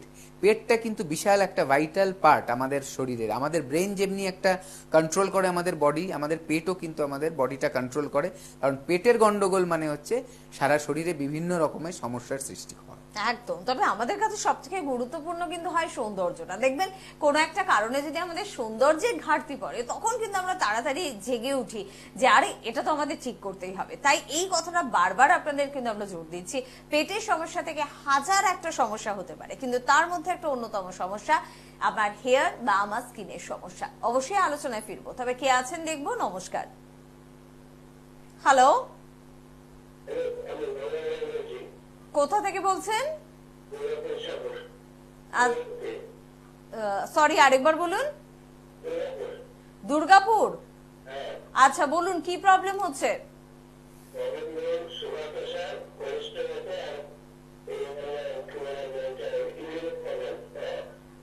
আচ্ছা, কতদিন ওষুধ খাচ্ছেন এইসবের জন্য? আচ্ছা, তো রেজাল্ট পাচ্ছেন না, তাই তো? ওকে। আচ্ছা, আপনার সুগার প্রেশারে ওষুধ খেলে ভালো থাকছেন, না হলে ভালো থাকছেন না, তাই তো? একদম ঠিক আছে। আপনি দেখুন, শুনতে থাকুন, আমি বলছি। প্রথম কথা হচ্ছে, দেখুন আপনি ফোনটা করেছেন, অবশ্যই আপনার প্রয়োজন আছে একটা সমাধানের জন্য, তার জন্যই করেছেন। আপনাকে ধন্যবাদ দেব এই জন্যই যে আপনি ফিল করেছেন যে আমার এতদিন ওষুধ খেয়েও যখন উপকার হয়নি, তাহলে আমার অল্টারনেটিভ কিছু একটা ওয়ে ভাবতে হবে, অন্য কিছু একটা ভাবতে হবে যাতে আমি সুস্থ হয়ে যেতে পারি। এই আয়ুর্বেদ হচ্ছে তেমন একটা চিকিৎসা পদ্ধতি। দেখুন, ভারতবর্ষের প্রাচীনতম চিকিৎসা পদ্ধতি আয়ুর্বেদ। শুধু ভারতবর্ষের না, সারা বিশ্বের one of the oldest treatment হচ্ছে আয়ুর্বেদা। ঠিক আছে? এই পদ্ধতিতে মানে দুরারোগ্য রোগ থেকে মানুষ কিন্তু মুক্তি পেতে পারে। অবশ্যই একটাই বলবো, সব কিছু হারিয়ে চলে আসবেন না যে যখন সারা বিশ্বের সব ট্রিটমেন্ট ফেল তখন আয়ুর্বেদেরকে আপনি অ্যাকসেপ্ট করছেন না। আমি বলবো আয়ুর্বেদকে রেসপেক্ট করে আয়ুর্বেদের কাছে আসুন, প্রথম সমস্যা থেকেই আসুন। হ্যাঁ, যারা অলরেডি এখন অন্য চিকিৎসা করে ভুগছেন, রেজাল্ট পায়নি, তারা তো আসবেই। ধরুন যারা শুরুতে এখনো ওষুধ খাননি, তারাও আসুন। দেখবেন আয়ুর্বেদ চিকিৎসার মাধ্যমে আপনার বড় বড় সমস্যা কিন্তু চট করে সেরে যাবে। চট করে বললে আপনি খেলেন ওষুধ আর সেরে গেল, এই ম্যাজিক না। কিন্তু আয়ুর্বেদের পদ্ধতিটা এমন যেটা আপনাকে পার্মানেন্ট একটা সলিউশন দেবে। ঠিক আছে? আপনি বলছেন যে সুগারের ওষুধ কি? যেটা আমাদের ইনসুলিনের ঘাটতি হয়, সেটা বাইরে থেকে ইনসুলিন দেওয়া হয় আর্টিফিশিয়ালি, যাতে আপনার রক্তের মধ্যে ইনসুলিনের মাত্রা কম। এবার আপনি সুগার টেস্ট যখন করছেন, আপনি তো ধরুন আপনার একটা ওষুধ খেলেন যেটার এফেক্ট থাকবে 24 ঘন্টা। এবার ওই 24 ঘন্টার মধ্যেই কিন্তু আপনি একবার টেস্ট করে নিচ্ছেন। ঠিক আছে? আপনি দেখবেন ওষুধ না খেয়ে আপনি কেমন আছেন। যদি দেখছেন ওষুধ না খেলে আপনার সুগার টেস্টে আপনার সুগার বেড়ে যাচ্ছে, তার মানে আপনি সারছেন না, আপনার রক্তের মধ্যে সুগারের মাত্রা বেশিই থাকছে। আলটিমেটলি যেটা বিভিন্ন রোগকে ডেকে আনছে এবং বিভিন্ন রকম বড় বড় রোগের সৃষ্টি করছে, হার্টকে এফেক্ট করছে, কিডনিকে এফেক্ট করছে, চোখকে এফেক্ট করছে, এরকম বড় বড় সমস্যা দেখা দিচ্ছে। তাহলে কি করতে হবে, যে আপনার শরীরে যার দ্বারা ইনসুলিনটা তৈরি হয় সেই জায়গাটাকে যদি আপনি রিপেয়ার করাতে পারেন, সেটা কোথায় আছে? প্যানক্রিয়াসের এক ধরনের সেল আছে, বিটা সেল, সেখান থেকে আমাদের ইনসুলিনটা তৈরি হয়। সেই ইনসুলিনটা কমে যায় বা ইনসাফিসিয়েন্ট বেড়ে বা রেজিস্ট্যান্স হয়, যার জন্য সুগারের প্রবলেমগুলো হয়। রক্তে সুগারের পরিমাণ বেশি হয়ে যায়, বাইরে থেকে ইনসুলিন দিয়ে সেটাকে কন্ট্রোল করে। প্রথমে ওষুধ খেতে হবে, তারপরে আবার ইনজেকশনও নিতে হয়। কিন্তু আয়ুর্বেদাতে এটার ট্রিটমেন্ট আছে, যার মাধ্যমে আপনার কিন্তু এই যে মধুমেহর কথাটা বলা হয় বা সুগারের কথাটা বলা হচ্ছে, ডায়াবেটিক, এটা কিন্তু আস্তে আস্তে কন্ট্রোল করলে দেখা যাবে যে তখন কিন্তু আপনার ইনসুলিন আর বাইরে থেকে নিতে হচ্ছে না। আপনার লাইফস্টাইলটা চেঞ্জ করে দেবে। কি করলে, কি ধরনের খাদ্য খাওয়ার আপনার উচিত? যে কোনো খাদ্য দেখবেন কোনোটা কারোর জন্য বিষ, আবার কারোর জন্য অমৃত। এবার আপনি জানতে হবে যে আপনার জন্য কোনটা ভালো, কোনটা মন্দ, আপনার লাইফস্টাইল কিভাবে পরিবর্তন করা যায়, সেগুলো সব গাইডেন্স কিন্তু আপনারা এনবিপিতে এলেই পেয়ে যাবেন। একদম। আর চট করে আমাদের বন্ধুদের জন্য কিন্তু আরেকবার জানিয়ে রাখবো যে এনবিপি ইউনানি আয়ুর্বেদ রিসার্চ সেন্টারের অভিজ্ঞ চিকিৎসকদের আপনারা কোথায় কোথায় পাচ্ছেন এবং কাকে পাচ্ছেন। ডক্টর বি শর্মা সংস্থার ডিরেক্টর, তাকে কিন্তু আপনারা পেয়ে যাচ্ছেন মধ্যমগ্রাম চেম্বারে, পাচ্ছেন সোমবার করে, মঙ্গলবার করে ওনাকে কিন্তু শিবপুরে পাচ্ছেন, বুধবার করে বাল্টিগুড়ি এবং কলকাতার শোভাবাজারে পাচ্ছেন, বৃহস্পতিবার করে ওনাকে কিন্তু দক্ষিণ 24 পরগনার বন্ধুরা আমতলা চেম্বারে পাচ্ছেন, শুক্রবার ওনাকে কিন্তু পেয়ে যাচ্ছেন বেলুর চেম্বারে, শনিবার কিন্তু ওনাকে আপনারা পেয়ে যাচ্ছেন খিদিরপুর চেম্বারে এবং রবিবার ওনাকে ল্যান্সটাউন চেম্বারে পাচ্ছেন। ডক্টর এন ভট্টাচার্য, তাকে কিন্তু আপনারা পেয়ে যাচ্ছেন অবশ্যই মধ্যমগ্রাম চেম্বারে শুক্রবার, সোমবার বেলুর চেম্বারে পাচ্ছেন এবং মঙ্গলবার ল্যান্সটাউন চেম্বারে পাচ্ছেন। ডক্টর এস ঘোষাল, তাকে কিন্তু বৃহস্পতিবার করে আপনারা পেয়ে যাচ্ছেন ল্যান্সটাউন চেম্বারে। তার পাশাপাশি একটু আপনাদের জন্য জানিয়ে রাখবো যে অন্যান্য জেলার চেম্বারগুলোতেও কিন্তু থাকছেন অভিজ্ঞ চিকিৎসকেরা, যেমন ডক্টর এন ভট্টাচার্য, তাকে আপনারা মেছেদায় কিন্তু পেয়ে যাচ্ছেন বর্ধমান, আসানসোল, বাঁকুড়ায় কিন্তু পেয়ে যাচ্ছেন, দুর্গাপুরে পাচ্ছেন, বোলপুরে পেয়ে যাচ্ছেন, খড়গপুরে পাচ্ছেন, আগরতলায় কিন্তু পেয়ে যাচ্ছেন এবং জামশেদপুরেও কিন্তু চেম্বার রয়েছে। আজকে দুর্গাপুর থেকে আমরা অনেকগুলো ফোন বোধহয় পেলাম, তো দুর্গাপুরে কিন্তু ম্যাডাম থাকেন, তাই যারা দুর্গাপুর থেকে অনুষ্ঠান দেখছেন বা অন্যান্য যে কোনো জেলা থেকে অনুষ্ঠান দেখছেন, হেল্পলাইন নাম্বারে ফোন করবেন, তারা কিন্তু সম্পূর্ণভাবে আপনাদের সহযোগিতা করবে, আপনাদের অ্যাড্রেস কিন্তু বুঝিয়ে দেবে। তার পাশাপাশি আপনাদের কিন্তু কবে কটা থেকে কটা পর্যন্ত চেম্বার সবটা কিন্তু সুন্দরভাবে জানিয়ে দেবে, বা আপনি কি নিয়ে আসবেন সবটা আপনাদের জানিয়ে দেওয়া হবে। এছাড়া ডক্টর এ হালদার, তাকে কিন্তু আপনারা হেরিয়ায় পেয়ে যাচ্ছেন, মুর্শিদাবাদের বন্ধুরা বহরমপুরে কিন্তু পেয়ে যাচ্ছেন, নদিয়ার বন্ধুরা কৃষ্ণনগর চেম্বারে পেয়ে যাচ্ছেন, এছাড়া আপনারা হলদিয়া এবং আরামবাগ চেম্বারে পাচ্ছেন। তার পাশাপাশি আরেকটি গুরুত্বপূর্ণ চেম্বার, সবই গুরুত্বপূর্ণ, যেহেতু দূরত্বটা একটু বেশি, মানে মাপের দূরত্ব, মনের দূরত্ব না, দিল্লির চেম্বার। দিল্লিতে কিন্তু প্রত্যেক মাসে কিন্তু থাকেন ডক্টর এ হালদার, তার সাথে থাকেন সংস্থার ডিরেক্টর বি শর্মা, তাই তার জন্য কিন্তু আপনাদের একটু হেল্পলাইন নাম্বারে ফোন করে নাম লেখাতে হবে। নর্থ বেঙ্গল জুড়ে কিন্তু আপনারা পেয়ে যাচ্ছেন ডক্টর এস ঘোষালকে, রায়গঞ্জ, শিলিগুড়ি, কোচবিহার, মালদা, শিলচর, গুয়াহাটি, এতগুলো চেম্বার রয়েছে। তার পাশাপাশি এখন কিন্তু আপনারা আসামের ডিব্রুগড়ে চেম্বার পাচ্ছেন 28শে জুলাই থেকে, গঙ্গারামপুরে চেম্বার পাচ্ছেন জুলাইয়ের একেবারে মিডল থেকে, বাংলাদেশের চেম্বার তো আপনাদের জন্য রয়েছে এবং তার জন্য অবশ্যই আপনাদের কিন্তু স্ক্রিনে দেওয়া নাম্বারে ফোন করতে হবে। বাংলাদেশের চেম্বার প্রত্যেক মাসের লাস্ট উইকে কিন্তু থাকে এবং থাকেন কিন্তু সেখানে ডক্টর বি শর্মা সংস্থার ডিরেক্টর, এছাড়া থাকেন ডক্টর এ হালদার। আর আপনারা যারা এই মুহূর্তে আমাদের অনুষ্ঠান দেখছেন, এনবিপি ইউনানি আয়ুর্বেদ রিসার্চ সেন্টারের হেল্পলাইন নাম্বারটা ঠিকঠাক নোট করবেন, এই নাম্বারে ফোন করেই কিন্তু অবশ্যই আপনারা এনবিপি পর্যন্ত পৌঁছতে পারবেন। নাম্বারটি হচ্ছে 9147379394 বা 96, লাস্টের নাম্বারটা 94 বা 96 কিন্তু হবে। এই নাম্বারটি নোট করুন, ফোন করুন, কথা বলুন। আর আজকে আমরা আলোচনা করছিলাম পেটের সমস্যা, এবং পেটের সমস্যা থেকে আমাদের সৌন্দর্য বা আমাদের চুলের উপর কোনো কি এফেক্ট পড়তে পারে। অবশ্যই চুল একটা বড় গুরুত্বপূর্ণ জিনিস, তার পাশাপাশি কিন্তু আমাদের ফেস, কারণ আমরা বলি পহলে দর্শনধারী ফের গুণ বেচারি। আপনাকে কেমন দেখতে, অর্থাৎ আপনার প্রেজেন্টেশন, আপনার নাক চোখ মুখ তো সেটা জেনেটিক ব্যাপার, কিন্তু আপনি কতটা নিজের স্কিনকে ভালো রাখতে পারছেন তার জন্য কিন্তু অবশ্যই রয়েছে এনবিপি। আমি একটু জানতে চাইবো যে এনবিপি কিন্তু বর্তমানে আলাদাভাবে স্কিন এবং হেয়ার নিয়ে অনেক কিছু রিসার্চ করছে, অনেক নতুন নতুন কিছু মেডিসিনও আনছে, তো সেখানে এখন আমরা কি শুধুমাত্র পার্লারের দিদি বা দাদাদের উপর ভরসা করব, নাকি আমরা এনবিপি কেও ভরসা করতে পারি? অবশ্যই একটা যেটা মেডিকেল সংস্থা, যেটা আয়ুর্বেদিক মেডিকেল সংস্থা, তো এখানে তো অবশ্যই অভিজ্ঞ ডাক্তারবাবুরা আছে, তাদের পরামর্শের ভ্যালুটা অবশ্যই বেশি হবে। জেনারেলি আমরা পার্লারে কি একটা মেকআপের জন্য যেতে পারি, ধরুন ইনস্ট্যান্ট একটা কোনো একটা দরকার পড়লো, সেখানে যেতে পারি, তারা কিন্তু ডাক্তারবাবু নন, কিন্তু না, একেবারেই নয়, কিছুই জানেন না যে একদম আমার তাই। স্কিনের পিম্পলস হ্যাঁ, হওয়ার পিছনে আমার একদম। শরীর কি কারণ বলছে। এবং দেখুন আজকাল ইন্টারনেটে অনেক কিছু পড়াশোনা করতে পারা যায়, কিন্তু তা বলে সলিউশন দেওয়াটা কিন্তু একটা অন্যরকম। একদম, একদম। আমাদের অনেক সময় এরকমও পেশেন্ট আসছে যারা ধরুন অন্য সমস্যার সাথে সাথে পাশাপাশি এই স্কিনের সমস্যা নিয়েও আসছে, বলছে যে আমি কি মুখ কালো হয়ে যাচ্ছে। কেন কালো হয়ে যাচ্ছে, আপনি কি করেছিলেন বা কোনো অসুখ বিসুখ, দেখা যাচ্ছে না এমন কোনো অসুখ বিসুখ নেই যার জন্য স্কিনটা কালো হচ্ছে, তবে কেন হয়ে যাচ্ছে, দেখা গেছে পার্লারে গিয়ে ফেসিয়াল করেছে, এমন কিছু করেছে যেখানে ব্লিচ করে দেওয়া হয়েছে, এবং ব্লিচটা কি করে, স্কিনটাকে বার্ন করে দেয়। ইনিশিয়ালি দেখতে খুব সুন্দর লাগবে, ব্রাইট লাগবে, চকচকে লাগবে, কিন্তু আস্তে আস্তে যখন ব্লিচের এফেক্টটা নষ্ট হয়ে যায় বা সেই মেয়াদটা শেষ হয়ে যায়, দেখা যায় সেখানে স্কিনটা পুড়ে যায় এবং কালো হয়ে যায়। তো সেখানে কিন্তু স্কিনটা পুড়ে গেল। এটাই যদি আমাদের এনবিপিতে আসতেন উনি, তাহলে কি হতো, লাভটা এটাই হতো যে ডাক্তারবাবুদের পরামর্শ অনুযায়ী সঠিক সৌন্দর্যটা শুধু বাইরে থেকে নয়, ভেতর থেকেও হতে হয়। তাই জন্য এমন কিছু মেডিসিন ওনারা অ্যাপ্লাই করতেন, এমন কিছু মেডিসিন ওনাদের ইউজ করতে বলতেন, এমন কিছু তাদের মেনটেনেন্সের জন্য কিছু প্রোডাক্ট হয়তো সাজেস্ট করতেন, যেটার দ্বারা ওনার ওই ব্যাড এফেক্টটা তো হতোই না, যে প্রবলেমটা নিয়ে এসেছিল সেটা আস্তে আস্তে ঠিক হয়ে যেত। একদম। আর সে কারণে আপনাকে কিন্তু ভরসা করতে হবে এনবিপি ইউনানি আয়ুর্বেদ রিসার্চ সেন্টারে, কারণ আপনার স্কিনের একটা ছোট্ট সমস্যা যেটাকে আপনি ভাবছেন বা একটা বড় সমস্যা, সবকিছুর পিছনে একটা কারণ আছে। আর শারীরিক যে কোনো কারণ শুধুমাত্র কিন্তু বলতে পারেন এনবিপি ইউনানি আয়ুর্বেদ রিসার্চ সেন্টারের অভিজ্ঞ চিকিৎসকেরা বা যে কোনো চিকিৎসকরা এই বিষয়টা নিয়ে কিন্তু পড়াশোনা করেছেন, অন্য কেউ নয়। কে আছেন চট করে বলবেন, সময় কম, বলুন। হ্যালো ম্যাডাম, হ্যাঁ, কোথা থেকে ফোন করছেন? আমি নদিয়া শান্তিপুর থেকে ফোন করছি। প্রবলেম কি? প্রবলেম প্রবলেম হচ্ছে স্যার সঙ্গে একটু কথা বলতে চাইছি। হ্যাঁ, তাড়াতাড়ি। পেটের ছবি করেছি এই রিসেন্টলি 2-3 দিন হলো। ডাক্তারবাবু বলছে যে ভেতরে লিভারটা বড় হয়ে গেছে, লিভারে চর্বি জমেছে।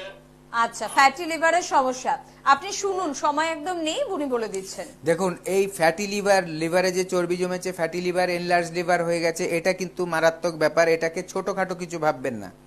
ভয় দেখাচ্ছি না, কিন্তু এটা সাধারণত দেখবেন যে মানে যারা ধরুন বিশেষ করে খাদ্য খাবারের ধরন ঠিক নেই, যারা বেশি চর্বি জাতীয় খাদ্য খাবার খায়, অনিয়মিত খাদ্য খাবার খায়, যারা অতিরিক্ত অ্যালকোহল ইনটেক করে, তাদের মধ্যে এগুলো দেখবেন 10 জনে 8 জনেরই এই সমস্যাটা দেখা যাবে। কিন্তু তারা গুরুত্ব দেয় না, কিন্তু এটাকে গুরুত্ব দিতে হবে, কারণ এখান থেকে না হলে অনেক বিভিন্ন ধরনের সমস্যা দেখা যায়। অনেক সময় এই ফ্যাটি লিভার থেকে হার্টেরও কিন্তু সমস্যা দেখা যায়।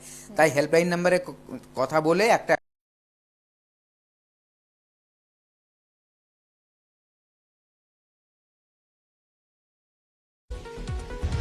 দূর আর দূরে নেই অচেনা চেনা, তাই অচেনাকে জান